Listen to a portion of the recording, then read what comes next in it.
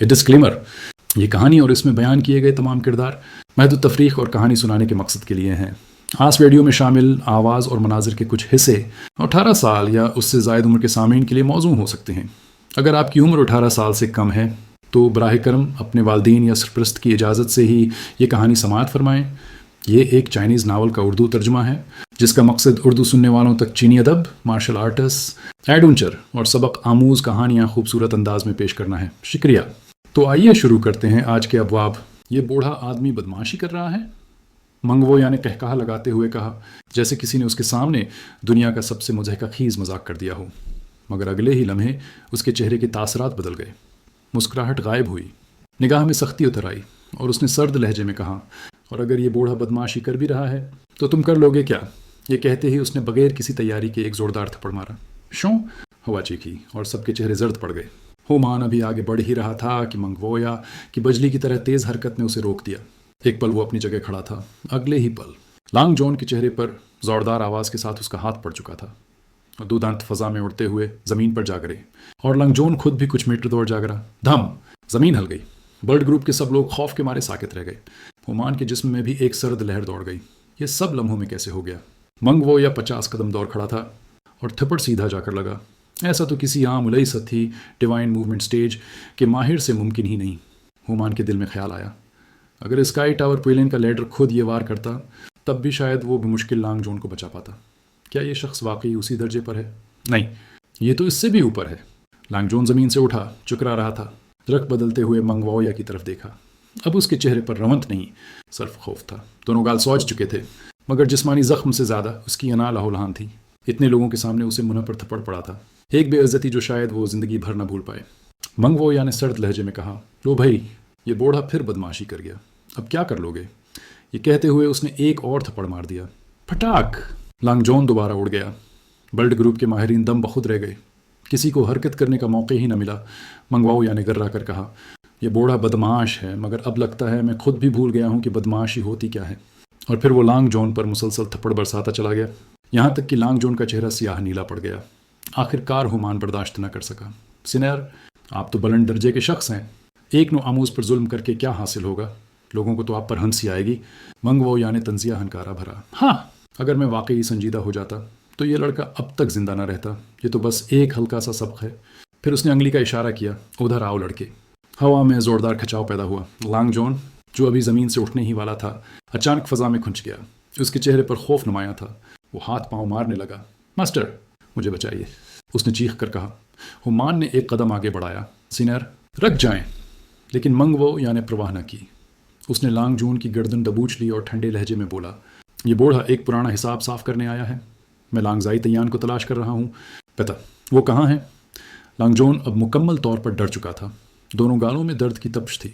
उसने कपकपाती आवाज़ में कहा, दादा ग्रुप के साथ हैं। कहाँ? कानकनी के इलाके में। रिश्ता दिखा उधर। उसने फ़ौरन अंगली से समत बता दी। मंगवोया ने कोई वक्त ज़ाया की बगैर अपने हाथ से एक बैत की रस्सी जैसा जादुई धागा बनाया जो लांग जॉन के गर्द लपट गया। फिर वो दोनों फ़ज़ा में उड़ते हुए बर्ड ग्रुप की माइनिंग एरिया की समत रवाना हो गए। ग्रुप मास्टर, पीछे खड़े लोग होमान की तरफ देखने लगे। गोया इजाज़त चाहते हूँ, होमान ने दानत पैसते हुए कहा। पीछे चलो। अंदर ही अंदर वो पीछ उताब में जल रहा था। आखिर लांगजाई तैयान ने ऐसा किया कर दिया कि इतना ताकतवर शख्स इस पर इतना गुस्सा है। फिर उसके दिल में एक और ख्याल आया, शायद ये वक्त मेरा बदला लेने का है। लांग खानदान बरसों से बर्ड ग्रुप में एक नासूर बन चुका था। होमान सब कुछ बर्दाश्त करता रहा, मगर वो जानता था अगर लांग खानदान पर हाथ डाला तो तंजीम खुद टूट जाएगी। लेकिन आज अगर ये मंगवो या लांगजाई तैयान को रौंद दे तो वो बगैर कुछ किए इस बोझ से आज़ाद हो जाएगा। क्या किस्मत ने मेरा काम खुद आसान कर दिया है? ये सोचकर उसके चेहरे पर एक खतरनाक इत्मीनान फैल गया। इसी दौरान ब्लैक विंड मार्केट में ज़िंदगी मामूल पर थी। कई यांग वहाँ पहुँचा। जैब में 22,000 टाइल्स थे। उसने 10,000 में यांग स्टोन्स खरीदे, बाकी कुछ रकम बचा ली। फिर एक खुली जगह पर बैठकर किसी पुराने इश्तहार पर लिखा हुआ मिटाकर इस पर नए अल्फाज लिखे, यांग खसूसियत वाले पौधों और रूहानी फलों के बीज खरीदना चाहता हूँ। उसने पर्चा अपने सामने रख दिया और ध्यान से यांग स्टोन्स की तवानाई जज्ब करने लगा। ये अमल वक्त तलब था, मगर उसके अर्द गिर्द ताजिर और जंगजू अपने काम में मसरूफ़ थे। किसी को किसी से गरज न थी। निस्फ दिन गुजर गया। 20 पत्थरों की तवानाई ख़त्म हो चुकी थी। हर पत्थर से 2 कतरे यांग लिक्विड के निकले। यूं उसके अंदर फिर से 40 कतरे भर गए। काई यांग ने गहरी सांस ली। अब अगर वो रात जैसा कोई लम्हा आया तो मैं तैयार हूँ, लेकिन अफसोस आधा दिन गुजरने के बावजूद किसी ने बेज नहीं बीचे। वो उठा और स्काई टावर के मुहाफिज कीबन की तरफ देखा। सुयान ज़रूर अंदर होगी, उसने सोचा। दिल चाहा जाकर बता दे कि वो वापस आ गया है, फिर खुद ही रख गया। हम न दोस्त हैं न कोई ख़ास ताल्लुक, उसकी ठंडी फितरत के सामने जाने का क्या फ़ायदा। ये सोचकर वो वापस मरने लगा। तभी एक नरम आवाज़ कानों में पड़ी। आप बीज खरीद रहे हैं? काई यांग ने निगाह उठाई। सामने एक नौजवान लड़की खड़ी थी, उम्र बेमुश्किल 17-18 साल, चेहरा नाजिक, आंखें शफाफ और सिरापा तवाज़ुन में ढुला हुआ। इसके लिबास से साफ जाहिर था कि वो भी स्काई टावर पुलीन की शागिर्द थी। हाँ, ख़रीद रहा हूँ, काई यांग ने मुख्तसर जवाब दिया। वो मुस्कुराई। मेरे पास कुछ बेज हैं, मगर देखना है कि आप कीमत दे भी सकते हैं या नहीं। काई यांग की आंखों में दिलचस्पी चमकी। वाकई? दिखाओ तो, क्या बेज हैं? लड़की ने अपने कमरबंद से एक छोटी थैली उतारी और आगे बढ़ा दी। काई यांग ने थैली खोली। अंदर 2 बीज चमक रहे थे। इनसे यांग तवानाई की हल्की हरारत महसूस हो रही थी। ये तो 3 सूरज फल के बेजों से भी बेहतर हैं। वो हैरान हुआ। ये दोनों बीज में लेना चाहता हूँ, कितने की दोगी? लड़की ने मुस्कुराते हुए कहा। 1200 टाइल्स। काई यांग ने मुस्कुराहट के साथ सर हिलाया। शायद आज का दिन वाकई अच्छा होने वाला था। दोस्तों, हम सुन रहे हैं मार्शल पीक। अगर आप इस कहानी को पसंद कर रहे हैं तो बराए मेहरबानी लाइक और सब्सक्राइब लाजमी करें। बाब 122, बदले की गूंज काई यांग ने भनवें कीड़ी। अगरचा वो कहना नहीं चाहता था, मगर मानना पड़ा कि इस लड़की की मुस्कुराहट वाकई दिलकश थी। जब वो मुस्कुराई तो उसके चेहरे पर एक चमक सी आ गई, मगर अफसोस उसकी मांगी हुई कीमत पर मुस्कुराहट भी कुछ नहीं बिगाड़ सकती थी। काई यांग के लिए 1200 टाइल्स कोई बड़ी रकम नहीं थी, मगर वो जानता था ये सौदा घाटे का है। यांग लिक्विड के सबब वो पौधे बहुत तेज़ी से उगा सकता था। ऐसे में इतनी भारी कीमत देना हमाकत थी। वो दिल ही दिल में बोला, ये सीनियर बहन तो शिरनी से भी ज़्यादा निडर है। कीमत भी उसी के अंदाज की रखी है। उसके अंदर जो हल्की सी हमदर्दी पैदा हुई थी वो लम्हों में ख़त्म हो गई। सीनियर बहन, आपकी कीमत कुछ ज़्यादा नहीं लगती, काई यांग ने नरमी से कहा। अगरचे उसके पास 12,000 टाइल्स थे, मगर उसे अभी 3 पत्तियों वाला क्याउस स्पर्ट फ्लावर और 1.5 GD टेरी ग्रास भी खरीदने थे। वो हरगज़ सारी रकम एक ही जगह उड़ाने वाला नहीं था। लड़की ने हल्की सी मुस्कुराहट के साथ कहा। ज़्यादा? हरगज़ नहीं। ये ज़मीन दर्जे की दरमियानी रूहानी जड़ी बूटी का बीज है, पेवर हार्ट सेड। जब ये उगेगा तो बेशुमार फ़ायदे देगा। माहरीन के नज़दीक तो उसकी कीमत 1200 से भी ज़्यादा है। काई यांग ने मसनूई मुस्कुराहट से कहा। लेकिन तुम्हें इंतज़ार तो करना पड़ेगा ना। ये कब फल देगा? शायद सालों लग जाएं। लड़की ने लब भींचे। जो शख्स बीज खरीदता है उसे सब्र का हुनर भी सीखना पड़ता है।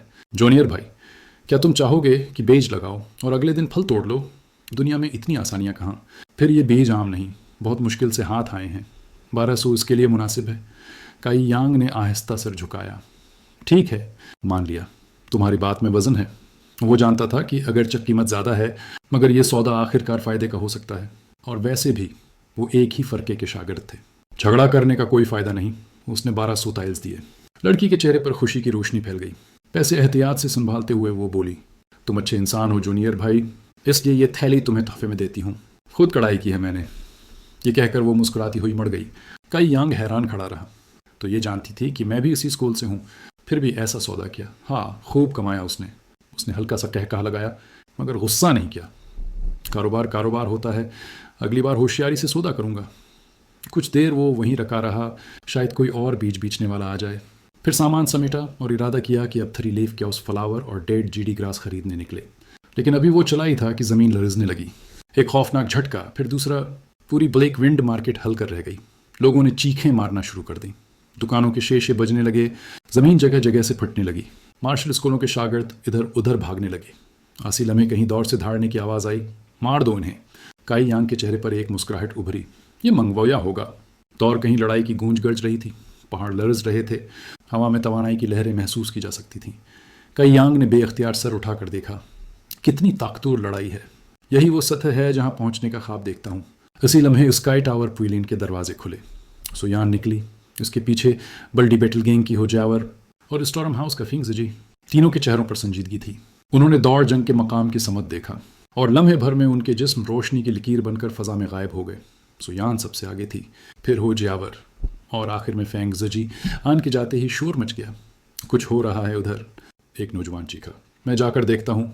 लोग उसके पीछे भागने लगे। बाजार की दुकानें बंद होने लगीं, मगर तजस्सुस खौफ पर गालिब आ गया। अब सब इस लड़ाई को देखने जा रहे थे। ये यकीनन अमृत दर्जे इमॉर्टल असेंशन बाउंड्री के माहिरीन की लड़ाई है। जल्दी चलो, शायद ज़िंदगी में पहली और आखिरी बार ऐसा नज़ारा देखने को मिले। पागल मत बनो, बीच में फंस गए तो मर जाओगे।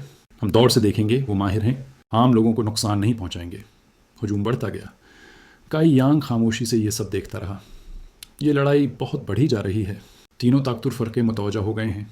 फिर उसने फ़ैसला किया, मुझे भी देखना होगा आखिर अंजाम क्या होगा। और वो हुजूम में घल कर एहतियात से जंग के मकाम की समत रवाना हो गया। दूसरी जानिब बल्डी बैटल गैंग की माइनिंग एरिया में मंगवाओ या लांगजोन को साथ लिए सीधा लांग ज़ाइतियान के सामने जा पहुंचा। लांग ज़ाइतियान को अभी समझ ही नहीं आया था कि ये कौन है, क्यों आया है, कि अचानक मौत के वार उसकी तरफ बढ़ने लगे। मंगवो या की हरकत इतनी तेज़ थी कि लांग ज़ाइतियान बचने का मौका ही न पा सका। महज चंद ही वारों में वो ज़मीन पर आ गिरा। हुमान और बाकी लोग बेअख्तियार कूद पड़े। वो लांग ज़ाइतियान से नफरत तो रखते थे, मगर उसे मंगवो या के हाथों मरते नहीं देख सकते थे। बल्दी बैटल गैंग की इज्जत दाव पर थी। 10 दर्जे के माहिरीन ने एक साथ हमला किया, मगर मंगवो या गोया फुलाद का बद था। न वो हिला न जख्म आया। उसकी ताकत नाकाबिल यकीन थी। उसने सिर्फ वार नहीं किए, अल्फाज के तीर भी बरसाए। लांग ज़ाइतियान, अब एहसास हो रहा है ना, ये तुम्हारी अपनी करनी का फल है। लांग ज़ाइतियान का चेहरा शर्म और गुस्से से सर्क हो गया। उसने खून का घोंट निगला और चीखा, आखिर तुम चाहते क्या हो बूढ़े आदमी? मैंने तुम्हारा क्या बिगाड़ा है?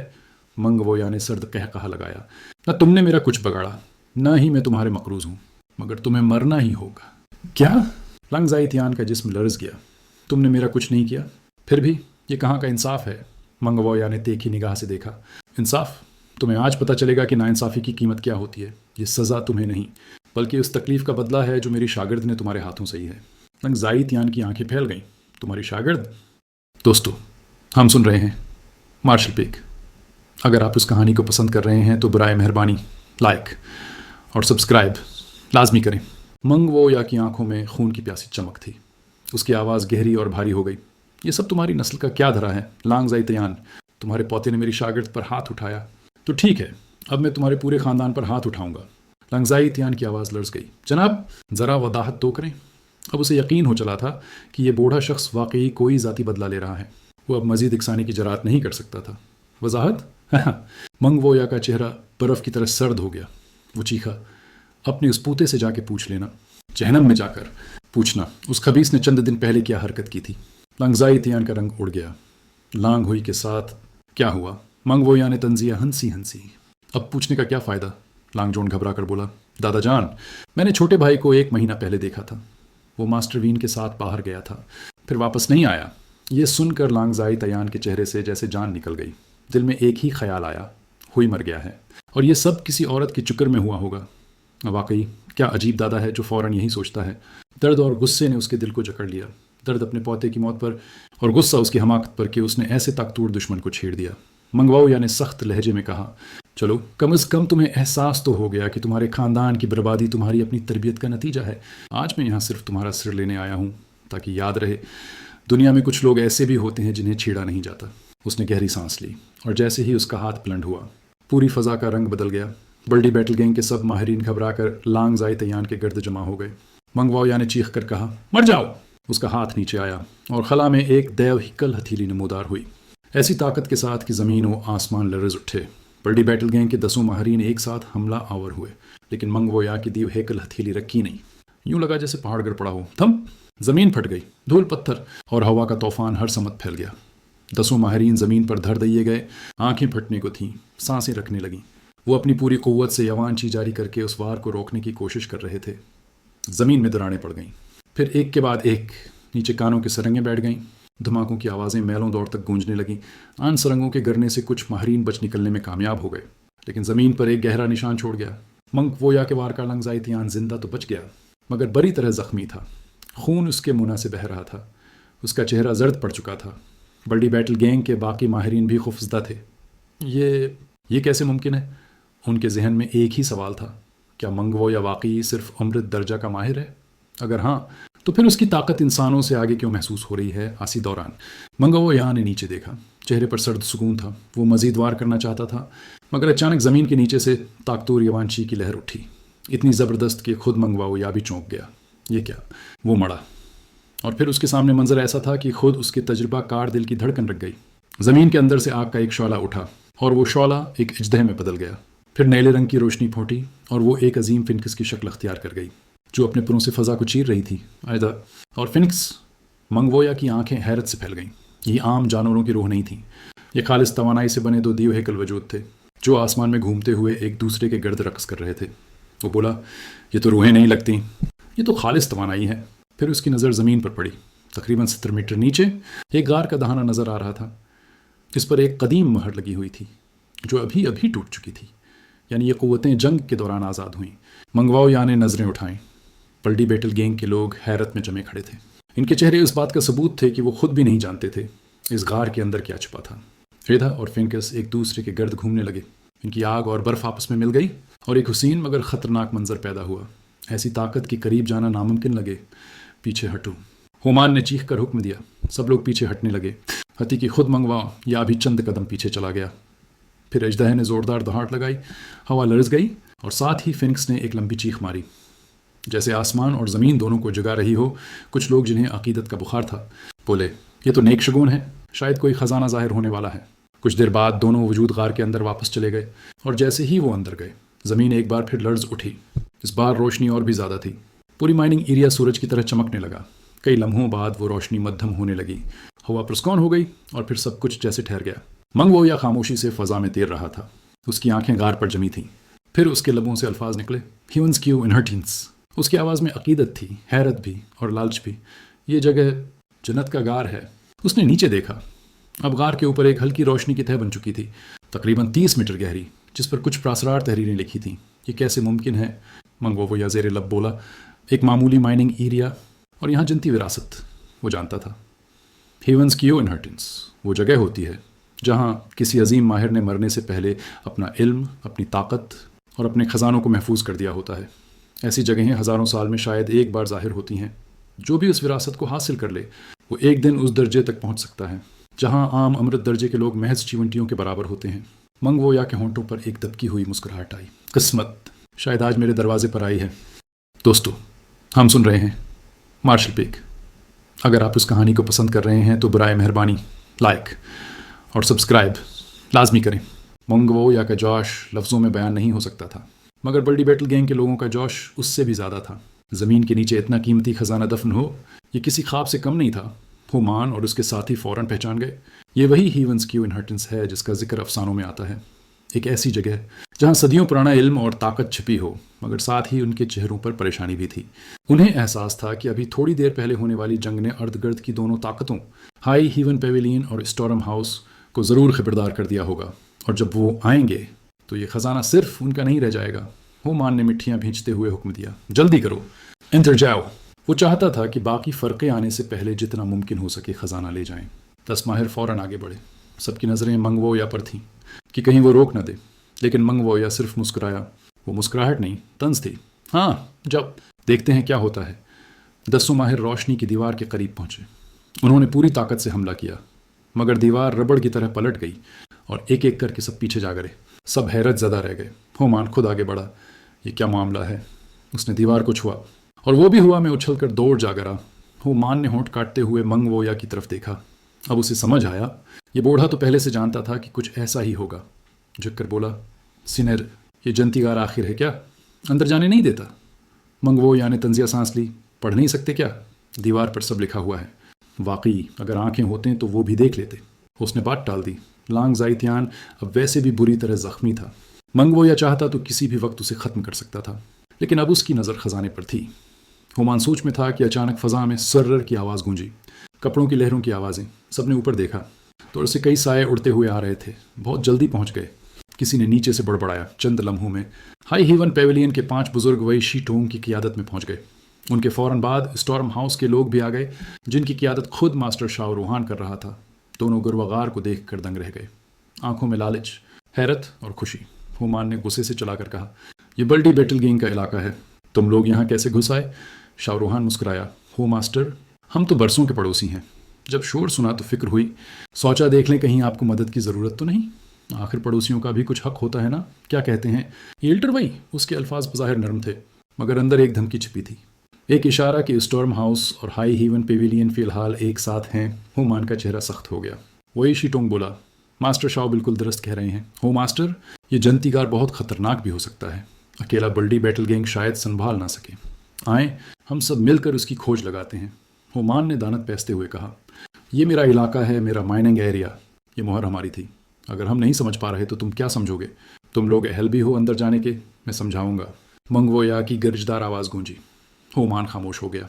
उसके अंदर इतनी हिम्मत नहीं थी कि उस बूढ़े से उलझ सके। शाह रूहान ने हाथ जोड़ते हुए कहा, हो मास्टर, गुस्सा थोड़ा थमाएं, ये बड़ा मामला है, बैठकर बात करते हैं। दौड़ दौड़ तक लोग जमा हो गए थे। ब्लैक पॉइंट ट्रेड सिटी से भी कई लोग पहुंच चुके थे।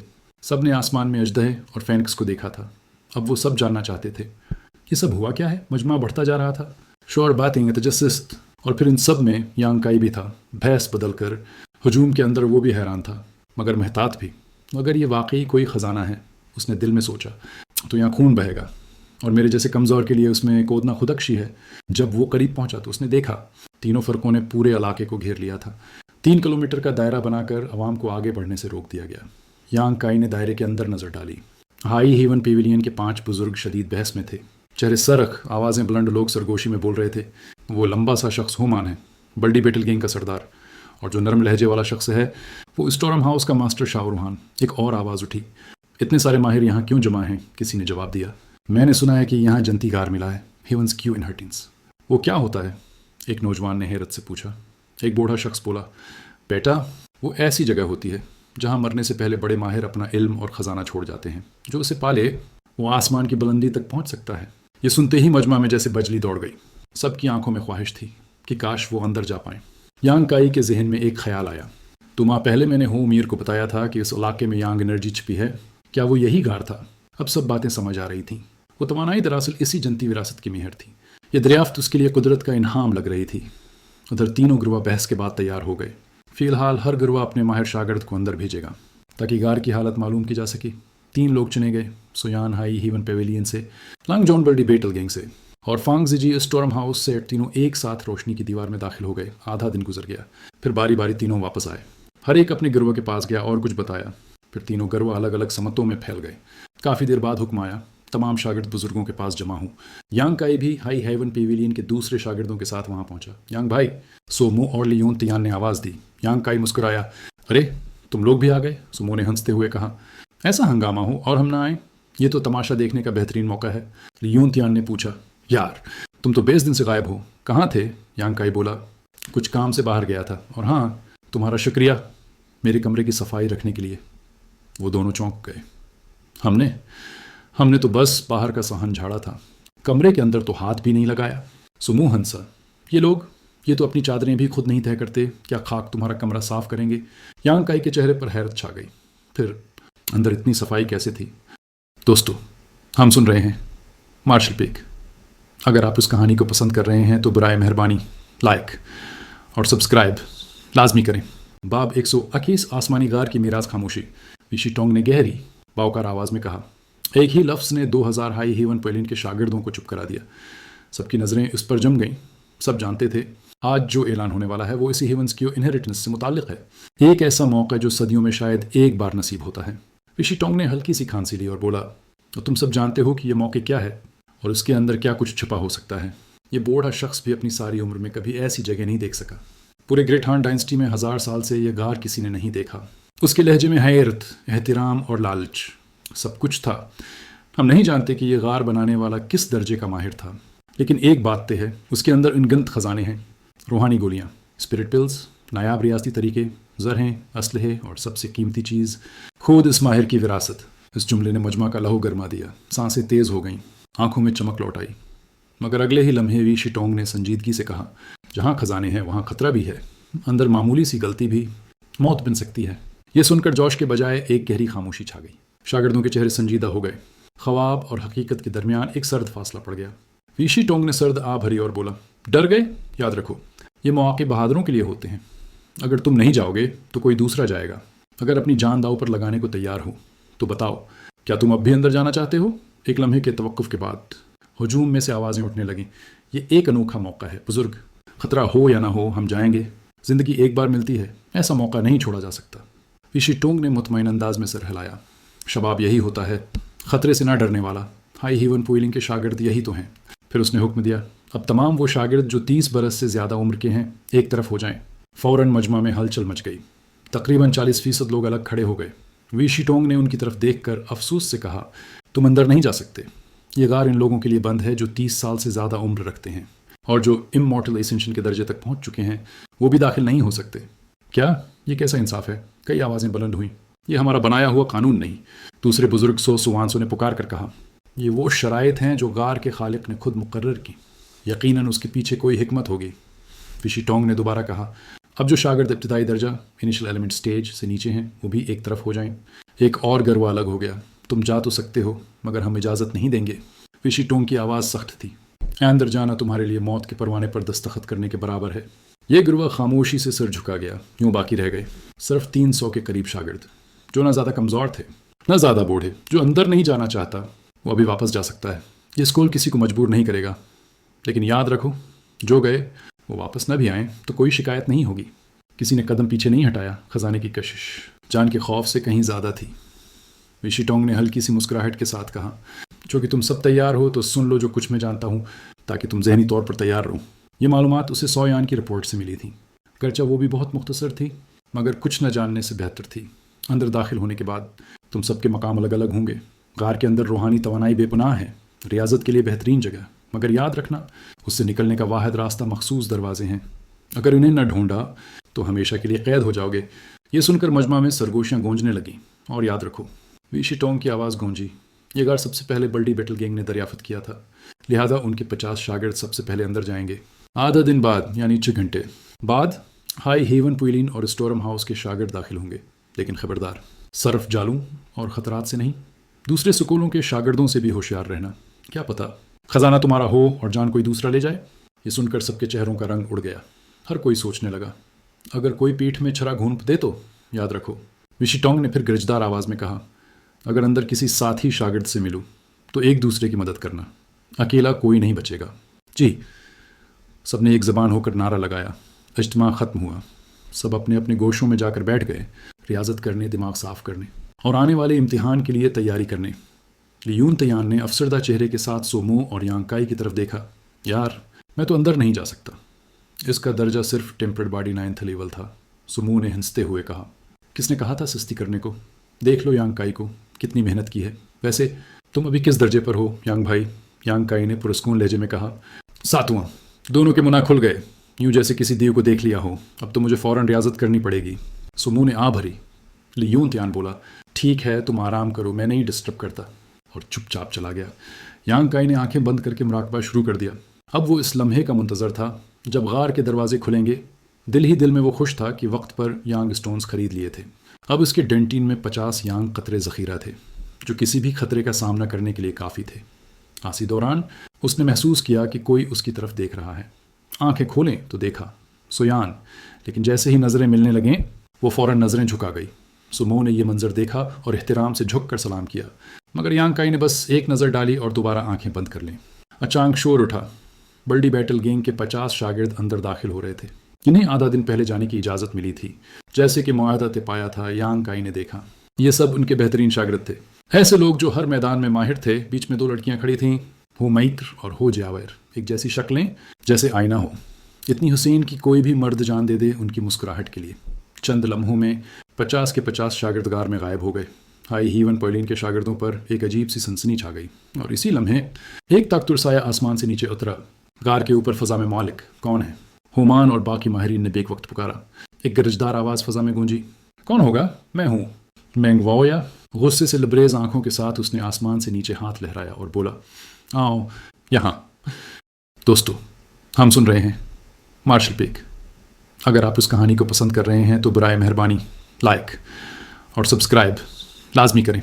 हुमान और बल्डी बैटल गैंग के बाकी माहिरीन ने आसमान की तरफ देखा। एक साया तेज़ी से नीचे आ रहा था। जैसे ही वो करीब आई, सबके चेहरे हैरत से खुल गए। वो एक लड़की थी, नकाब में छिपी हुई, मगर उसकी आंखों की चमक, उसके सरापे की दलकशी ऐसी नहीं थी जो किसी आम लड़की की हो। मगर हैरत सिर्फ उसके हिस्न पर नहीं थी, बल्कि उसकी ताकत पर। होमान की आंखें फैल गईं। ये ट्रो एलिमेंट बाउंड्री की माहिर है। ये कोई मामूली सतह नहीं थी। इस दर्जे के लोग आम जंगजुओं के लिए ख्वाब होते हैं। होमान ने गुस्से से लांग जाई तयान की तरफ देखा और दांत पैसते हुए बोला, तुम्हारे पूते ने क्या कमाल कर दिखाया है ना। लांग जाई तयान ने कोई जवाब नहीं दिया, बस अपने अंदर दहकती हुई नफरत को निगल गया। सामने मेंगवाओया और उसकी शागिर्द खड़े थे। वो जानता था अगर इस वक्त उसने बदला लेने की कोशिश की तो शायद उसकी हड्डियां भी बाकी ना रहीं, वो सिर्फ आंखों से जलता रहा। मगर खामोश वो लड़की यकीनन शिया निंगचांग थी, जो पिछले कई दिनों से हाई हीवन पुइलिन में बंद दरवाजों के पीछे रियाजत कर रही थी। आज जैसे ही उसे अपने उस्ताद मेंग वो या का पैगाम मिला, वो उड़ती हुई वहां पहुंची। मगर जैसे ही उसने देखा कि हज़ारों लोग उसकी तरफ देख रहे हैं, उसने फ़ौरन अपने उस्ताद के पीछे पनाह ले ली। मेरी कीमती शागिर्द, मिंग वो या ने नरम लहजे में कहा। फिर उसने आसमानी गार की तरफ इशारा किया। वहाँ बेशुमार मौके हैं, जाओ अपना नसीब आजमाओ। शिया निंगचांग ने सर हिलाया। फिर उसकी नज़रें गार के गर्द घूमने लगीं, जैसे किसी को तलाश कर रही हो। लेकिन रात के अंधेरे में वो जिसे ढूंढ रही थी, यांग काई, कहीं नज़र नहीं आया। एक लम्हे को उसने होंठ काट कर आंखें बंद कर लें, फिर उस्ताद के इशारे पर धड़कते दिल के साथ गार में दाखिल हो गई। पूरे मजमा में किसी ने हिलने की जरात न की। कोई बल्डी बैटल गैंग का शागिर्द उनके रास्ते में नहीं आया। सब जानते थे मैंगवो या से टक्कर लेना मौत को दावत देना है। इस मंजर ने हाई हीवन पोइलिन के तमाम बुजुर्गों को खामोश कर दिया। वी शिटोंग और बाकी 4 बुजुर्ग हैरत से एक दूसरे को देखने लगे। यही शख्स हमारा स्टोर कीपर, वी शिटोंग ने ज़ेर लब कहा, जिसकी शहरत सिर्फ लालच और खुश मिजाजी की थी। ये शख्स तो एक तूफ़ान है। उनके सामने वो शख्स जिसने चंद अल्फाज में तीनों स्कूलों के तय शद्दा माहदे को उल्टा दिया और कोई कुछ नहीं कह सका। श्याओ रूहान, जो स्टॉर्म हाउस का सरबराह था, सख्त तीवरों से आगे बढ़ा। हो मास्टर, उसने ऊंची आवाज़ में कहा, ये क्या माजरा है? हमने तो तय किया था कि कोई भी स्कूल अपनी मर्जी से गार में दाखिल नहीं होगा। फिर यह हाई हेवन पुइलिन की शागिर्द कैसे अंदर जा सकती है? हुमान ने दानत पैस लिए। वो चाहता था कि किसी सुई से जाकर श्याओ रूहान का मुनासी दे। यह शख्स, वो दिल ही दिल में बोला, अगर मजीद चबता गया तो मैंगवो या हम सबको जलाकर राख कर देगा। मगर खुशकिस्मती से मैंगवो या ने सिर्फ हंसी में उड़ा दिया, कोई जवाब न दिया। दोनों फरीकों को मुतमईन करने के लिए होमान ने बात संभाली। दरअसल ये जगह तो हमें इसी बुजुर्ग की रहनुमाई से मिली थी। अगर उनकी शागिर्द अंदर जाए तो हमें शिकायत नहीं होनी चाहिए। आखिर अगर ये ना होते तो हमें ये मौके भी ना मिलता। श्याव रूहान ने तंजिया हंसी हंसी। अगर ऐसा था तो पहले क्यों नहीं बताया? होमान के पास कोई जवाब नहीं था। वो जानता था ये वजाहत महज एक बहाना है। असल में तो वो खुद भी मिंगवाओ यहाँ के सामने खामोशी अख्तियार करने पर मजबूर था। श्याव रूहान ने मजीद दबाव डाला, क्या ये इंसाफ है? अगर उसकी शागिर्द जा सकती है तो मेरे स्टॉर्म हाउस के शागिर्द क्यों नहीं? होमान के सब्र का पैमाना लबरीज हो गया। बकवास बंद करो। असल में उसने बहुत सख्त गाली दी थी, मगर मैं कहानी के अंदाज में नरम कर रहा हूँ। फिर उसने जल्दी से आखिरी 50 शागिर्दों की सफ देखी और हुक्म दिया, तुम अपनी जगह खाली करो। ये मकाम उस बुजुर्ग की शागिर्द के लिए है। वो लड़का जो अपनी जगह से हटा दिया गया, कोई और नहीं बल्कि लांग जाइतियान का बड़ा पुता लांग जुन था। वो लड़का जो बरसों से उस मौके का मुंतजर था, अब चुपचाप खड़ा रह गया। उसने अपने दादा की तरफ देखा, आंखों में उल्तजा थी।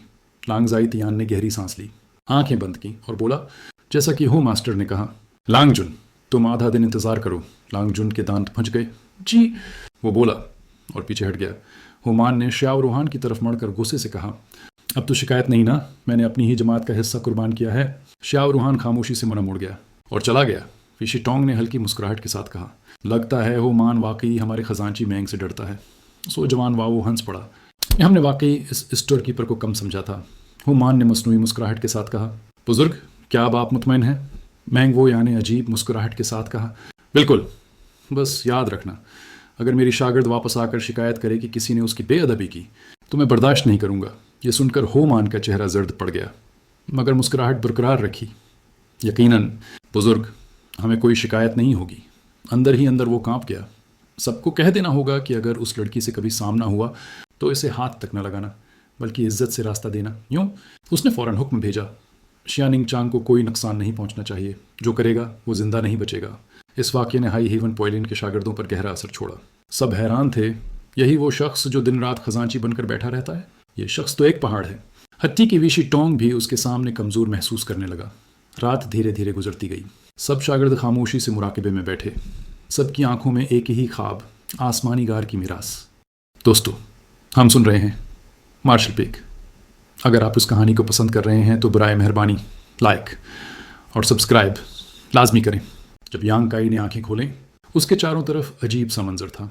हर तरफ ऊंचे नीचे पत्थरीले सितून, कुछ ज़मीन से उभरे हुए, कुछ रेत के टीलों जैसे। वो एक लम्हे को साकित खड़ा रहा। मैं कहाँ आ गया हूँ? उसने खुद से सोचा। फिर उसने अर्द गर्द नज़र दौड़ाई, मगर सू मुँह कहीं नहीं था।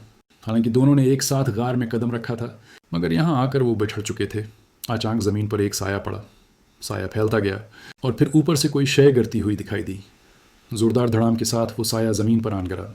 और जब यांग काई ने गौर से देखा तो वो कोई और नहीं बल्कि लान चूड़िए थी। वो फौरन उठ खड़ी हुई, झटके से अपने कपड़ों से मिट्टी झाड़ी और तेज नजरें चारों तरफ दौड़ाईं। फिर उसकी निगाह यांग काई पर पड़ी। चेहरे पर हल्की सी मुस्कुराहट आ गई। यांग काई ने भी हैरत से कहा, तुम? लान चूड़िए हंसी, हाँ मैं ही हूँ। लगता है नसीब ने हमें साथ भेजने का फैसला कर लिया है।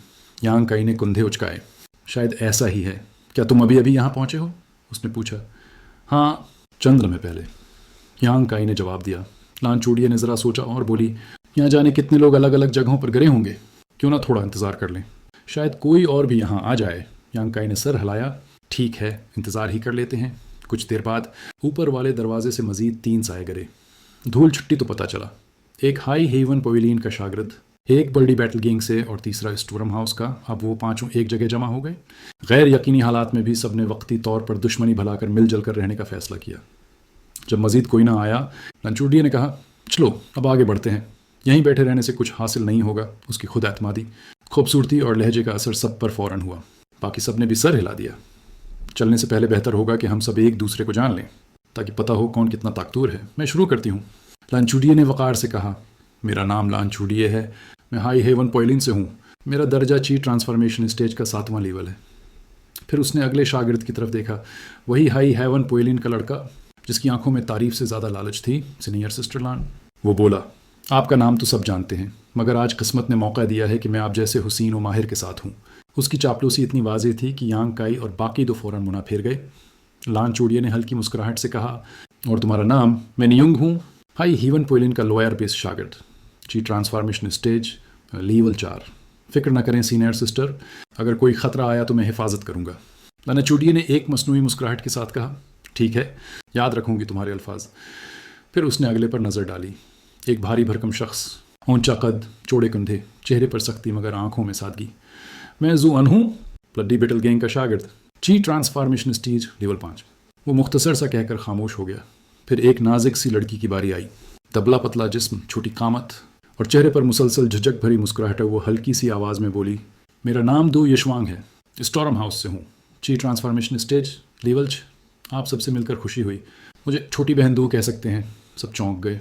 इतनी कम उम्र लड़की और ताकत में ग्रुप की दूसरी मजबूत तरीन। लानचूडिये ने दिलचस्पी से कहा, कमाल है, शायद ये दरवाज़ा हमें ताकत के हिसाब से तरतीब दे रहा है। सब ने एक दूसरे को देखा और सर हिलाया। वाकई ऐसा लग रहा था। फिर उसने यांग काई की तरफ देखा। और तुम्हारा दर्जा क्या है? यांग काई ने ज़रा हचकिचाते हुए कहा, मैं अभी सिर्फ इनिशियल एलिमेंट्री स्टेज लेवल 7 पर हूँ। मेरा नाम यांग काई है, हाई हेवन पॉयलिन से। जू अन्य मुना बनाते हुए धीरे से कहा, बदकिस्मती। लानचूडिये चौंक गई। तुम वही मशहूर यांग काई हो? यांग काई ने हल्का सा सर झुकाया। शायद। वाकई उसका नाम पूरे पॉयलिन में बदनाम था। एक कमज़ोर मगर ज़द्दी शागिर्द के तौर पर लानचूडिये ने तजस्सुस से उसे देखा, जबकि नियुंग के चेहरे पर खुली हुई नफरत थी। वो इन शागिर्दों में से था जो यांग काई के मुखालिफ ग्रुप से ताल्लुक़ रखते थे। लानचूडिये ने बात समेटी, चलो अब हम सब एक दूसरे को जान गए हैं। अगर हमें कोई ख़जाना मिला तो हम उसे बराबर बांट लेंगे। अगर ख़जाना कम हुआ तो कीमत के हिसाब से तकसीम करेंगे। सब ने इत्तेफाक किया। और यूं लानचूडिये फितरी तौर पर ग्रुप की रहनुमा बन गई। उसने कहा, 2 घंटे तक मैं आगे रहूँगी, फिर कोई दूसरा रास्ता दिखाएगा। चलो चलते हैं। लानचूडिये आगे बढ़ गई। नियुंग फ़ौरन उसके बराबर आ गया। मुस्कुराहटें, चापलूसियाँ, मगर लानचूडिये के चेहरे पर सिर्फ महज़बाना मुस्कुराहट रही। जुआन उन दोनों के पीछे था, खामोश और संजीदा। और पीछे यांग काई के साथ दो यशवांग आकर बोली, आहिस्ता से, परेशान मत हो, तुम भी एक दिन ची ट्रांसफॉर्मेशन स्टेज तक पहुँचोगे। यांग काई ने नरमी से कहा, मैं परेशान नहीं हूँ, बस मेहनत करता रहूँगा। लड़की के चेहरे पर लाली फैल गई। उसने नज़रें नीची कर लीं। यांग काई हंस दिया। छोटी बहन दो, तुम तो मुझसे कम उम्र लगती हो, मगर तुम्हारी ताकत मुझसे कहीं ज़्यादा है। वो हल्की सी शर्मा कर बोली, मैं 19 साल की हूँ, तुमसे छोटी कैसे हुई? यांग काई झिनक गया। वाह, अच्छा तो मैं ही गलत समझा। दोनों मुस्कुरा दिए। और यूं एक खामोश दोस्ती का आगाज़। हवा अभी वो कुछ दौर ही चले थे कि यांग काई के सीने में यांग अर्जिन सेल ने हल्की सी हरारत देनी शुरू की। ये वही अलामत थी जो हमेशा किसी ताकतवर चीज़ या ख़तरे की मौजूदगी जाहिर करती थी। यांग काई रुक गया। आंखों में तजस्सुस चमकने लगा। आगे कुछ है। दोस्तों, हम सुन रहे हैं मार्शल पीक। अगर आप उस कहानी को पसंद कर रहे हैं तो बराए मेहरबानी लाइक और सब्सक्राइब लाजमी करें। यांग काई को अचानक अपने सीने में यांग अर्जिन सेल की हल्की सी जनबश महसूस हुई। तकरीबन 300 मीटर आगे वो यकीन से कह सकता था, वहाँ कोई यांग खुसूसियात वाला ख़जाना मौजूद है। पांचों आहिस्ता आहिस्ता इस समत बढ़े और जल्द ही वो मकाम उनके सामने आ गया। लान चुड़िए की आवाज़ हैरत से बुलंद हुई, ये यांग स्टोन्स और ये वाले इन स्टोन्स। सबके कदम रुक गए। इनके सामने पत्थरों का एक बड़ा ढेर था, मगर ये आम पत्थर नहीं थे। ये वही कीमती किस्म के पत्थर थे जो ब्लेक वंड ट्रेड सिटी में बल्डी बैटल गैंग फरोख्त किया करती थी, दरमियाने या शायद आली दर्जे के। हर एक की कीमत सैकड़ों चांदी के सिक्के, और यहाँ उनकी तादाद हज़ारों में थी। यूं समझिए इन पत्थरों की कल कीमत 5 लाख चांदी से भी ज़्यादा बनती थी। ऐसी दौलत देखकर सबके सांस रख गए। इन शागिर्दों ने अपनी ज़िंदगी में कभी इतनी दौलत एक साथ नहीं देखी थी। लेकिन लान चूड़िए अभी भी महतात थी। उसने फ़ौरन कहा, रख जाओ, पहले अर्द गिर्द देखो, कहीं कोई जाल तो नहीं लगा हुआ। सब ने फ़ौरन फैलकर इलाके की तलाशी ली। काफ़ी देर बाद जब कुछ भी मशकूक न मिला, लान चूड़िए ने खुद एक पत्थर उठाया, कुछ लम्हे गौर से देखा, फिर सांस लिया। ठीक है, महफूज लगता है। यह सुनकर सब ने एक दूसरे की तरफ देखा और फिर फ़ौरन पत्थर जमा करने में लग गए। नी यूंग तो तकरीबन झुककर हर पत्थर अपने थैले में ठोंस रहा था, मगर यांग काई कुछ अलग कर रहा था। वो सिर्फ यांग स्टोन्स चुन रहा था, यानी सिर्फ वो पत्थर जिनसे यांग तवानाई जज्ब की जा सकती थी। लान चूड़िए ने जब उसकी तरफ देखा तो उसके चेहरे पर मुस्कुराहट कुछ लम्हों में ख़त्म हो गई। उसने अपने हाथ में पकड़ा हुआ पत्थर देखा, फिर आहिस्ता से ज़मीन पर रख दिया। यूंग फ़ौरन बोला, क्या हुआ सीनियर सिस्टर? लान चूड़िए ने गहरा सांस लिया। सब पत्थर रख दो। अगर हम इतना बोझ लेकर घूमेंगे तो ख़तरे के वक्त भाग नहीं सकेंगे। यूँ समझो, जान से भी जाएंगे और ख़जाना भी जाएगा। ये बात सबको समझ आ गई। लालच ने उनकी अक्ल पर पर्दा डाल रखा था, मगर लान चूड़िए की बात ने होश वापस ला दिया। वो मज़ीद बोली, और सोचो, ये तो सिर्फ आगाज़ है। अगर ये वाकई कीमती होते तो यकीनन यहाँ जाल बिछा होता। ये शायद महज मामूली ख़जाना है, असल दौलत तो अभी आगे कहीं है। यूंग ने फ़ौरन तायद की, बिल्कुल दुरुस्त कहा सीनियर सिस्टर। तो यशवांग ने भी अफसोस से पत्थर वापस ज़मीन पर रख दिए, मगर यांग काई अब भी खामोशी से जमा करता रहा। लान चूड़िए के माथे पर बल पड़े। यांग काई ने मुस्कुराकर कहा, अगर ख़तरा आया तो मैं ये पत्थर वहीं छोड़ दूंगा, लेकिन अभी मुझे उनकी ज़रूरत है। लान चूड़िए ने हल्की आवाज़ में कहा, ठीक है, जो चाहो करो, मगर याद रखना हम तुम्हारा इंतज़ार नहीं करेंगे। यांग काई ने सर हिलाकर कहा, मैं खुद ही बाद में आ जाऊंगा। चारों आगे बढ़ गए। जू ने जाते जाते तंज़िया अंदाज में देखा। नी युंग ने पीछे मुड़कर कहा, नदैन, तुम्हें अंदाज़ा नहीं ये दुनिया कितनी ख़तरनाक है। ये पत्थर तुम्हारी किसी काम नहीं आएंगे। सरफ दू यशवांग ने नरम लहजे में कहा, मैं तुम्हारे साथ ठहर जाती हूँ। यांग काई ने नरमी से इनकार किया, नहीं, तुम बाकियों के साथ जाओ, मैं जल्दी पहुँच जाऊँगा। वो हचकिचाते हुए गई, मगर फिर तेज़ कदमों से उनके पीछे हो ली। चारों के जाते ही यांग काई ज़मीन पर बैठ गया। उसने टरो यांग सीक्रेट आर्टिस्ट का व्रत शुरू किया। करीब पड़े यांग स्टोन्स आहिस्ता आहिस्ता अपनी चमक खोने लगे। यांग तवानाई उसके जिस्म में जज्ब होती गई। आधे घंटे के अंदर उसके दांतियान में बैस यांग ड्रापस जमा हो चुके थे। ये उसके लिए काफ़ी थे। वो उठा, मिट्टी झाड़ी और बाकी पत्थर वहीं छोड़कर आगे बढ़ गया। थोड़ी ही देर में वो ग्रुप के पास पहुंच गया, मगर उन तीनों के चेहरों पर नाराज़ी साफ दिखाई देती थी। सिर्फ दो यशवांग ने मुस्कुराकर हल्का सा इशारा किया। लान चूड़िए ने कहा, यह जगह बहुत बड़ी लगती है, चलो किसी महफूज मकाम पर आराम कर लेते हैं, फिर आगे चलेंगे। सबने इत्तेफाक किया। 2 घंटे बाद लान चूड़िए ने कहा, अब फैसला करो, अगली बार कौन आगे चलेगा? युंग फौरन बोला, अब चूंकि पहली बारी हाई हेवन पुलिन की थी, तो अगली बारी किसी और तंजीम की होनी चाहिए, बड़ी बैटल गैंग या स्टॉर्म हाउस में से कोई। जुआन खामोश रहा। तो यशवांग ने आहिस्ता से कहा, ठीक है, मैं चलती हूँ आगे। यांग काई ने दिल में सोचा, ये छोटा सा ग्रुप भी कितना टूटा हुआ है, हर एक का अपना मफाद, अपनी सोच। अगर कोई बड़ी मुसीबत आ गई तो शायद ये सब एक दूसरे को छोड़कर भाग जाएं। कुछ देर बाद वो एक खुले इलाके में पहुंचे, जहां पत्थरों के बजाय इंसानी मुजस्मे बने हुए थे। 100 से ज़ायद सिंह तराशे हुए मुजस्मे, हर एक मुख्तलिफ हालत में, किसी के हाथ में तलवार, किसी के कंधे पर नेज़ा। ये मंजर देखकर सबके कदम रख गए। लान चूड़िए ने कहा, एहतियात से पहले देख लेते हैं। लान चूड़िए और नियुंग आगे बढ़े। तफ्तीश की, मगर कुछ न पाया। यूं लगता था कि यह जगह महफूज है। तो यशवांग ने सांस लिया और बाकी सबको आगे बढ़ने का इशारा दिया, मगर यांग काई के दिल में अजीब बेचैनी थी। उसकी छठी हिस्स चीख रही थी, ये जगह खामोश ज़रूर है, मगर महफूज नहीं। वो चलते चलते एक मुजस्मे के करीब आया, जहाँ हल्की सी गहरी लाल रंगत दिखाई दी। उसने करीब जाकर सूंघा, एक हल्की सी खून की बो। यांग काई फ़ौरन पीछे हटा और चिल्लाया, सब संभल जाओ। उसके अल्फाज ख़त्म भी ना हुए थे कि अर्द गिर्द के तमाम मुजस्मे एक साथ हकीकी हरकत में आ गए। धड़ाम धड़ाम, पत्थर के सिपाही अपनी जगह से हिले, आंखों में सरख रोशनी और भारी मुक्के उठाए। ज्यों लगे जैसे जिंदा मुहाफिज हूँ। पहला वार सामने खड़ी दो यशवांग पर हुआ। उसके अर्द गिर्द के 2 मुजस्मे एक साथ आगे बढ़े। दोनों ने अपने पथरीले मुक्के ऊपर उठाए, जो अगर लग जाते तो एक पल में उसका जिस्म चुकना चोर हो जाता। लेकिन आइन लम्हे पर 2 यशवांग ने अपने जिस्म से युआन की तवानाई खारिज की। फ़ज़ा में एक धमाका सा गूंजा। उसके अंदर की नर्म खामोश लड़की अब एक बहादुर जंगजू बन चुकी थी। उसके अर्द गिर्द की हवा भारी और ताकतूर हो गई। वो सुकून से बोली नहीं, मगर उसके चेहरे पर कोई खौफ न था, कोई घबराहट नहीं, बस मुकम्मल ज़ब्त और एतमाद। ये मंजर देखकर यांग काई की आंखों में हैरत थी। ये लड़की जो चंद लम्हे पहले शर्मीली सी खड़ी थी, अब पत्थरों से लड़ने के लिए ताकत और हौसले का मुजस्मा बन चुकी थी। दोस्तों, हम सुन रहे हैं मार्शल पीक। अगर आप इस कहानी को पसंद कर रहे हैं तो बराए मेहरबानी लाइक और सब्सक्राइब लाजमी करें। दो यशवांग तेज़ी से मुड़ी, अपना हाथ आगे बढ़ाकर पत्थर के मुजस्मे के वार को मोड़ दिया। एक वार को रोका तो दूसरे से बचने के लिए पीछे हटी, मगर दूसरे पत्थर का मक्का उसके कंधे से चंद इंच दूर रह गया। खौफ के मारे उसने जल्दी से अपने बैग से कुछ यांग स्टोन्स निकालकर पूरे जोर से उन्हें फेंका। वो पत्थर जलते सितारों की तरह हुआ में घूमे और एक पत्थर के सिपाही के मुक्के से टकराए। टक्कर तो हुई, मगर उसके ज़बरदस्त जोर के आगे वो मुज़ाहमत बस लम्हे भर की थी। इतना ज़रूर हुआ कि उसका वार ज़रा सा हट गया और दो यशवांग के कपड़े का एक गोशा कटकर लहराया। अचानक पीछे से एक आवाज़ गूंजी, हटो। एक मजबूत हाथ ने उसकी गर्दन के कॉलर को पकड़ा और पीछे खींच लिया।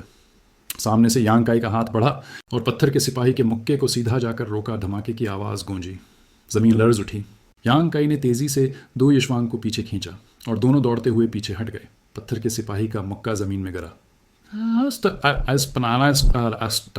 जैसे किसी पहाड़ ने खुद को ज़मीन पर दे मारा हो। सबके दिल दहल गए, मगर यह ख़त्म नहीं हुआ था। अगले ही लम्हे ज़मीन लर्जने लगी। सेंकड़ों पथरीले सिपाही धड़ाम धड़ाम करते हुए उनकी तरफ बढ़ने लगे। लान चूड़िए ने ज़ोर से चीखा, पीछे मत देखो, इन सितोनों के बीच में भागो, उन्हें चक्र में डालो। सबके कदमों में जान पड़ी। वो सितोनों के दरमियान से दाएं बाएं होकर भागने लगे। कुछ देर बाद आखिरकार उन्होंने उन सिपाहियों को पीछे छोड़ दिया, लेकिन दो पत्थर के सिपाही जो सबसे पहले हमला आवर हुए थे अब भी यांग काई और दो यशवांग के पीछे थे। यूंग पीछे मुड़कर चिल्लाया, यांग काई, इन विद्रोहों को मेरे पास मत लाना, बेवकूफ़। यांग काई ने उसकी बात सुनी अनसुनी कर दी। उसकी आंखों में अब सिर्फ एक संजीदा इज़्म था। लान चूड़िए एक सितून के पीछे छिपी हुई थी। उसने झांक कर देखा, यांग काई और दो यशवांग अब भी दौड़ रहे थे। चंद लम्हे के तजब्जब के बाद उसने फैसला कर लिया, दौड़ना बंद करो। वो चीखी, अगर सिर्फ दो ही हैं तो हम उन्हें शिकस्त दे सकते हैं। ये अल्फाज सुनते ही सबके कदम रुक गए।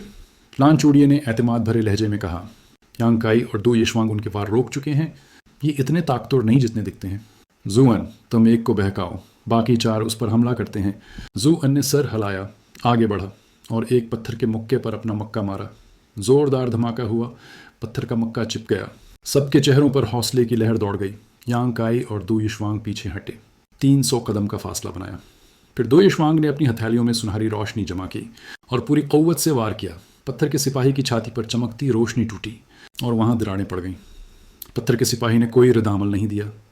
दर्द तो उसे होता नहीं था। वो फौरन पलटा, वार के जवाब में वार, मगर दो यशवांग तेज़ी से पीछे हटी और लान चूड़िए, नियुंग और यांग काई ने घेराव कर लिया। नियुंग के चेहरे पर गुस्सा साफ दिखाई देता था। शायद अभी भी उसके दिल में यांग काई के लिए गुस्सा था कि वो इस मुसीबत में क्यों फंसा, मगर लान चूड़िए की अकाबी नज़र ने जल्द ही पत्थर के सिपाही की कमज़ोरी ढूंढ ली। इनके वार तेज से तेज तर होते गए। कुछ देर में पत्थर का सिपाही धीरे धीरे टूटने लगा। दरारें बढ़ती गईं और बिलाखिर एक धमाके के साथ वो रेजा रेजा हो गया। सब थक कर सांस लेने लगे, मगर वो जिंदा थे, यही काफ़ी था। लान चूड़िए आगे बढ़ी, झुककर पत्थरों के मलबे को देखने लगी। अजीब है, उसने धीरे से कहा, उन्हें चलाने वाली ताकत कहाँ गई? कोई मंबा तो होना चाहिए था। फिर उसने फौरन कहा, चलो जुअन की मदद करते हैं। पांचों दोबारा मिलकर दूसरे सिपाही की गर्द आ गए। 10 मिनट की सख्त जदोजहद के बाद वो भी खाक में मिल गया। सबके चेहरे पसीने से तर थे। ये लड़ाई शायद जानलेवा नहीं थी, मगर उसने उनकी तमाम तवानाई निचोड़ ली थी। आसी लम्हे नियुंग ने गुस्से से कहा, यांग काई, तुम समझते हो मैं तुम्हें छोड़ दूंगा सिर्फ इसलिए कि हम एक ही फ़रके से हैं? यांग काई ने बेनियाजी से कहा, क्या हुआ अब? तुमने उन पत्थरों को मेरी तरफ क्यों लाया था? यांग काई ने कंधे उचका कर कहा, वाकई मुझे याद नहीं, मैं तो बस जिंदा रहने की कोशिश कर रहा था। लान चूड़िए ने गुस्से से कहा, बस करो तुम दोनों, लड़ने का वक्त नहीं। वो मलबा खंगालने लगी और अचानक उसके हाथ कुछ लगा। ये क्या है? सब उसके गर्द आ गए। उसके हाथ में एक छोटा सा पथरेला बच्चा था, जैसे किसी ने जेड से तराशा हो, शफाफ, चमकता हुआ, और उसके अंदर सरख रगों जैसे नक्शजू अन्य हैरत से कहा, ये चीज़ अंदर से धड़क रही है जैसे जिंदा हो। लंचोड़िए ने सर हिलाया, मुझे नहीं मालूम ये क्या है, मगर अजीब ज़रूर है। यांग काई ने हल्की मुस्कुराहट के साथ कहा, क्या तुम्हें ये सरख लकीरें किसी चीज़ की याद नहीं दिलाती? नियुंग फौरन झल्ला गया, चुप रहो, तुम्हें क्या पता तुम्हारी मामूली ताकत के साथ? यांग काई ने कोई जवाब नहीं दिया, बस एक तंजिया मुस्कुराहट चेहरे पर आ गई। लान चूड़िए ने तहमुल से कहा, नहीं नहीं युंग, खामोश रहो। यांग काई, तुम बताओ क्या मतलब है तुम्हारा? यांग काई बोला, ये लकीरें देखो, ये बिल्कुल वैसी हैं जैसी हमारी एनर्जी मरीडियंस होती हैं। मुझे लगता है ये किसी मार्शल आर्ट तकनीक की अलामत है। सब चौंक गए तो लान चूड़िए ने फ़ौरन आंखें बंद की और अपने जिस्म में युआन की गर्दिश उसी तर्ज पर की जैसी इन लकीरों में थी। कुछ लम्हों बाद उसने आंखें खोलें, चेहरे पर हैरत थी। यांग काई, तुम ठीक कह रहे थे, ये पत्थरीले बच्चे दरअसल मार्शल आर्ट तकनीक का खजाना है। सबके चेहरों पर एक साथ चमक आ गई। लान चूड़िए ने गहरा सांस लिया। मैंने अभी सिर्फ उसका एक हिस्सा महसूस किया है, मगर यह यकीनन अर्थमड ग्रेड मार्शल स्किल है। यांग काई खामोश खड़ा था, लेकिन उसकी आंखों में एक नई रोशनी झलक रही थी। दोस्तों, हम सुन रहे हैं मार्शल पीक। अगर आप इस कहानी को पसंद कर रहे हैं तो बराए मेहरबानी लाइक और सब्सक्राइब लाजमी करें। लंचूडिया ने पथरीले बच्चे को गौर से देखा। उसके अंदर 30 सरख लकीरें थीं, बिल्कुल वैसी जैसे इंसानी जिस्म में थेरेटी मरीडियंस होती हैं। उसने गहरी सांस ली और बोली, ये तो अर्थमड ग्रेड मार्शल स्किल है। उसे चलाने के लिए जिस्म की तमाम 30 मेरिडियंस को बेक वक्त इस्तेमाल करना पड़ेगा। ये सुनते ही बाकी सबके चेहरों पर हैरत जम गई। यांग काई के दिल में मगर एक जो शौला भड़का, खुशी, तजस्सुस और उम्मीद का, उसे याद आया वो रात नाइनियन माउंटेन वैली की, जहाँ उसने पहली बार किसी के खिलाफ जान की बाजी लगाई थी। तब उसे समझ आया था कि उसकी कमजोरी सिर्फ ताकत की नहीं, महारत की है। मार्शल आर्टिस्ट की दुनिया में ताकत तभी मुकम्मल होती है जब इंसान के पास कोई मार्शल स्किल हो। यांग काई के पास वो नहीं थी, इसीलिए हर लड़ाई में उसे बहुत ज़्यादा मेहनत करना पड़ती थी। अगर उसके पास उस दिन कोई अच्छी स्किल होती तो शायद वो इतना ज़ख्मी ना होता। मगर मार्शल स्किल हासिल करना आसान नहीं था। स्कूल में एक अर्थ ग्रेड स्किल हासिल करने के लिए 400 से 500 कंट्रीब्यूशन पॉइंट्स देना पड़ते थे, जो आम शागिर्द के लिए ख्वाब ही था। और आज किस्मत खुद चलकर उसके सामने आ गई थी। यहाँ सैकड़ों पथरीले मुजस्मे थे और हर एक में शायद एक नई मार्शल स्किल छिपी हुई थी। यांग काई ही नहीं, सबके दिलों में लालच और जोश की एक लहर दौड़ गई। लंचूडिया के होंठों पर इत्मीनान की मुस्कुराहट थी। अगर हमने वो दोनों पत्थर न तोड़े होते तो शायद हमें कभी ये खजाना न मिलता। उसने सबकी तरफ देखा। क्या ख्याल है? जुवन ने सर हिलाया। ये तो किसी खजाने से कम नहीं। नी यूं खुशी से बोला, हम अभी अंदर आए हैं और इतनी बड़ी दरियाफत हो गई। ये जगह तो वाकई जन्नत है। लंचूडिया ने सर हिलाया। ठीक है, फिलहाल ये पथरीला बच्चा मेरे पास रहेगा। जब सब स्किल्स जमा कर लेंगे तो बराबर बांट लेंगे। फिक्र मत करो, मैं अकेले कुछ नहीं करूँगी। यूंग फौरन बोला, हम सब तुम पर भरोसा करते हैं लान सीनियर। तुम हाई हेवन पेविलियन की सबसे काबिल शागिर्द हो। जू अन और दू यशवांग ने भी कोई एतराज़ न किया। ये तय पा गया कि अब उनका अगला हदफ उन पथरीले मुजस्मों को एक एक करके तबाह करना होगा। मगर एक सवाल बाकी था, बेचारा कौन बनेगा? यानी वो कौन शख्स जो अकेला जाकर सीनकड़ों पत्थरों को भड़काएगा ताकि बाकी हमला कर सकें? ये सबसे खतरनाक काम था। सब खामोश थे, नज़रें एक दूसरे से बचा रही थीं। आखिरकार यूंग ने तेज़ लहजे में कहा, यांग काई को करना चाहिए। उसकी लड़ने की ताकत कम है मगर रफ्तार अच्छी है, और अगर वो ध्यान से रास्ता चुने तो ख़तरा ज़्यादा नहीं होगा। यांग काई ने मुस्कुराकर कहा, ठीक है, मैं करूँगा। दो यशवांग के चेहरे पर घबराहट आ गई। उसने यांग काई का बाजू पकड़ लिया। नहीं, तुम नहीं जाओगे। मैं जानती हूँ ये कितना खतरनाक है। यांग काई ने नरमी से कहा, फिक्र न करो, मैं बच कर आऊँगा। अलान चूड़िए ने हैरत से उसकी तरफ देखा। तुम इतने पुरएतमाद क्यों हो? अगर कुछ गलत हुआ तो हम सब खतरे में होंगे, मुझे यकीन है। इसी फैस तमकान है कि मैं जिंदा वापस आऊँगा। असल में यांग काई के अंदर एक राज था। उसकी टरो यांग की उसे रफ्तार में वो ताकत देती थी जो दूसरों के लिए नामुमकिन थी। लान चूड़िए ने थोड़ा सोचा, ठीक है, एक बार आजमा लेते हैं, लेकिन अगर कुछ गलत हुआ तो हम फ़ौरन तरीका बदल देंगे। सबने सिर हिलाया। मंसूबा बन चुका था। कुछ देर बाद वो सब वापस उन पथरीले सिपाहियों के इलाके में पहुंचे। लान चूड़िए ने उर्द-गिर्द का जायज़ा लिया। यहाँ हम छिपकर हमला कर सकते हैं। तो यशवांग आहिस्ता से बोली, यांग काई, शुक्रिया, तुमने मेरी जान बचाई। मैं ये कभी नहीं भूलूंगी। यांग काई ने मुस्कुराकर कहा, यह कहने की ज़रूरत नहीं। फिर वो आगे बढ़ा। सामने वही मुजस्मे खड़े थे, पत्थरों के सिपाही जैसे वक्त में जमे हुए हों। मगर यांग काई जानता था कि यह सुकून महज खामोशी से पहले का तूफान है। उसने हल्का सा कदम बढ़ाया और जैसे ही वो करीब पहुंचा, सैकड़ों पत्थर एक साथ जिंदा हो गए। ज़मीन लर्ज उठी। यांग काई पलटा और पूरी रफ्तार से दौड़ने लगा। पीछे से पत्थरों की टापें गूंज रही थीं। लंचूडिए और उसकी टीम पहले से तय जगह पर तैयार खड़ी थी। जब वो करीब आया, लंचूडिए और नियुंग ने दो पथरीले सिपाहियों को अलग कर लिया। जू अन और दू यशवांग ने दूसरा रख संभाला।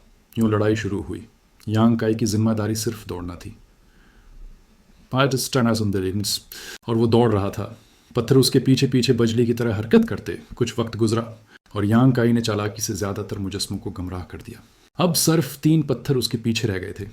उसने फैसला किया कि अब वो इन्हें वापस कमीन गाह की तरफ ले जाए। वो जानता था कि अब बाकियों ने पहले 2 सिपाहियों से निपट लिया होगा। जब वो वापस पहुंचा, सब आराम कर रहे थे, आंखें बंद करके सांस बहाल कर रहे थे। ज़मीन दोबारा हिलने लगी। 3 पत्थर के दीव यांग काई के पीछे गरजते हुए आ रहे थे। नियोंग ने गुस्से से आंखें खोलें। ये नालायक फिर उन्हें हमारे पीछे ले आया। चलो पीछे हटो। लानचूडिये ने फ़ौरन हाथ उठाया। रुको, गौर से सुनो। उनके कदमों की आवाज़ 3 से ज़्यादा नहीं। यांग काई ने जानबूझकर ऐसा किया है। जू अन्य ध्यान से सुना। हाँ, 3 ही हैं। लानचूडिये के होंठों पर एक एतमाद भरी मुस्कुराहट आ गई। सब तैयार हो जाओ, ये मौका है, उन्हें ख़त्म कर दो। दोस्तों, हम सुन रहे हैं मार्शल पीक। अगर आप इस कहानी को पसंद कर रहे हैं तो बराए मेहरबानी लाइक और सब्सक्राइब लाजमी करें। जब दू यशवांग यांग काई के ज़ख्म बांधने में मसरूफ़ थी, तब वहाँ सिर्फ वो दोनों रह गए थे। यशवांग ने नरमी से कहा, मैं ज़रा देर तुम्हारे साथ रखती हूँ। पथरीले बच में छपी मार्शल स्कल देख लेना। अगर तुम्हें वो ज़्यादा कारामद ना लगे तो मैं अपनी तुम्हें दे दूंगी। मुझे तो अर्थ ग्रेड स्कल की वैसे भी ज़्यादा ज़रूरत नहीं है। यांग काई के होंठों पर हल्की सी मुस्कुराहट आई। नहीं, उसकी ज़रूरत नहीं। अर्थ ग्रेड मार्शल स्कल है, जो भी हो अच्छी ही होगी। हो ना, बड़े खुददार हो तुम। यशवांग ने बात ख़त्म की, ज़ख्मों पर पट्टी बांधी और खड़ी होकर बोली, मैं अपनी स्कल सीखने जा रही हूँ। कल दोबारा मिलते हैं। जब वो पलट कर जा रही थी, यांग काई ने आहिस्ता से कहा, अगर आगे कभी कोई मसला हुआ तो याद रखना, मैं शायद इस ग्रुप का हिस्सा न रहूँ। यशवांग ने जवाब नहीं दिया, लेकिन दिल में कहा, मैं जानती हूँ ये ग्रुप एक टीम नहीं था, बस ज़रूरत के तहत उकठे लोग थे। लानचूडिये रहनुमाई का लबादा ओढ़े दरहकीकत सबको सिर्फ इस्तेमाल कर रही थी। उसे ग्रुप की नहीं, सिर्फ कामयाबी की फ़िक्र थी। ऐसे में यांग काई जानता था, जब ख़तरा आएगा ये सब लोग उसे तन्हा छोड़ देंगे। सबके जाने के बाद यांग काई एक सुनसान जगह पहुंचा। उसने अपने लिबास से 2 पथरीले बच्चे निकाले, एक वो जो उसने खुद हासिल किया और दूसरा जो ग्रुप से चुना था। दोनों को देखकर उसके होंठों पर मुस्कुराहट भरी। दोनों में ज़मीन आसमान का फ़र्क था। जो उसने खुद पाया था उसमें सुनहरी लकीरें थीं और उनकी तादाद भी कहीं ज़्यादा। ये कौन से दर्जे की मार्शल स्किल है? यांग काई ने सोचा। लानचूडिये के मुताबिक 23 लकीरें हों तो ये अर्थ मिडिल ग्रेड स्किल होती है, और ये तो उससे कहीं बढ़कर लग रही थी। शायद अर्थ हाई ग्रेड या फिर हेवन ग्रेड। ये सोचकर उसकी सांसें भारी हो गईं। ख़तरा मोल लेना वाकई फ़ायदे का सौदा निकला था। कौन सी पहले सीखूं? उसने सोचा। हेवन ग्रेड स्किल वक्त और तवानाई दोनों मांगती थी, जबकि उनके पास एक दिन का वादा था। ऐसे में समझदारी यही थी कि वो कम दर्जे की स्किल से शुरुआत करे, ताकि ताकत जल्दी बढ़े और अगले ख़तरे के लिए तैयार हो सके। यांग काई ने अपना ध्यान मरकूज़ किया, यवांची को बहाव दिया और उस बहाव को याद करने लगा जो पथरीले बच्चे में छिपी हुई थी। 2 घंटे बाद जब उसने आंखें खोलें तो पथरीला बच्चा धूल बन चुका था। मगर यांग काई मुतमईन था, उसने वो इल्म हासिल कर लिया था जो उसे चाहिए था। अब वो जान चुका था, एक पथरीला बच्चा सिर्फ एक शख्स को अपनी स्किल सिखाता है, फिर खुद मिट जाता है। यांग काई ने अपनी तवानाई को जिस्म में घमाया। पहली बार कोशिश नाकाम हुई, मगर उसने हिम्मत नहीं हारी। फिर एक और बार, फिर तीसरी बार रिफ्ता रिफ्ता उसकी यवांची 30 मुख्तलिफ रगों से होकर बहने लगी और मुट्ठियों में हरारत जमा होने लगी। फिर उसने एक गहरा सांस लिया और पूरी ताकत से ज़मीन पर वार किया। अबधम एक ज़ोरदार धमाका हुआ, ज़मीन हल गई, गर्द का बादल उठा। यांग काई पीछे हटा, आंखों में हिरत थी। ये स्किल कितनी ताकतवर है। ये उसकी पहली मार्शल स्किल थी। अब तक वो सिर्फ यांग डरापस पर लड़ता रहा था, जो बहुत ताकतवर तो थी मगर जल्द ख़त्म हो जाती थी, जबकि ये स्किल यवांची से चलती थी, ज़्यादा पायदार, ज़्यादा मौसर। यांग काई जानता था अभी ये शुरुआत है। अगर वो मश्क जारी रखेगा तो ये वार नाकाबिल शिकस्त बन सकता है। फ़िलहाल सिर्फ एक मसला था, रफ्तार।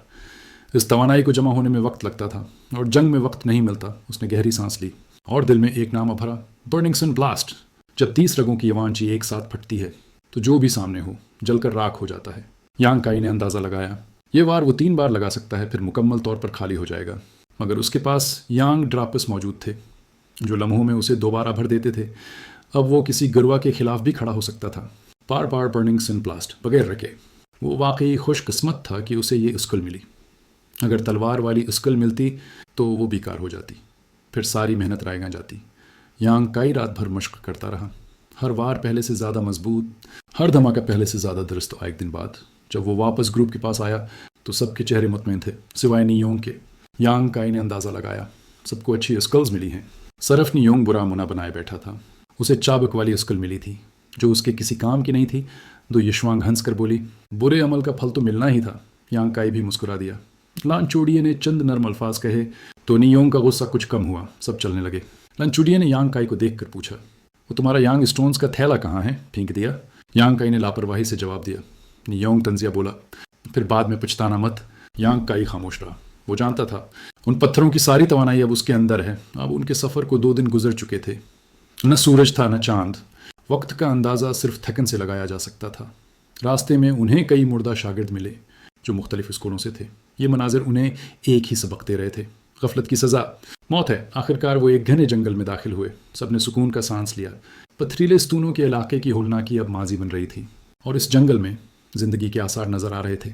जहाँ रूहानी जड़ी बूटियाँ हों वहाँ उम्मीद भी होती है। आज के अबवाब यहीं ख़त्म होते हैं। अगले दिलचस्प अबवाब में दोबारा मुलाकात होगी। जुड़े रहिए माई FM नॉवेल्स के साथ।